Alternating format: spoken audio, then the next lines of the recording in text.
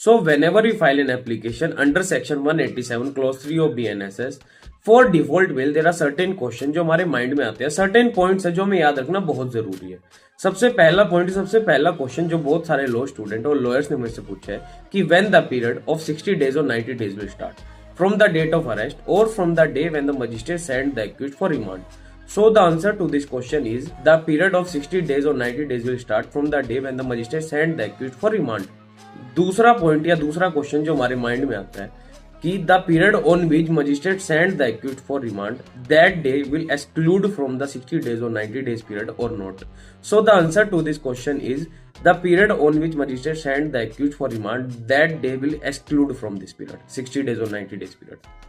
तीसरा पॉइंट या तीसरा क्वेश्चन जो हमें याद रखना चाहिए कि जब पुलिस ऑफिसर इन्वेस्टिगेशन पूरी होने के बाद चार्जशीट फाइल करता है, वो दिन भी इस 60 डेज और 90 डेज में काउंट होता है। सो जब भी आप डिफॉल्ट बिल की एप्लीकेशन लगाए तो इन पॉइंट्स को हमेशा दिमाग में रखें। एंड फॉलो एडवोकेट तुषार होना फॉर मोर लीगल इनसाइट्स।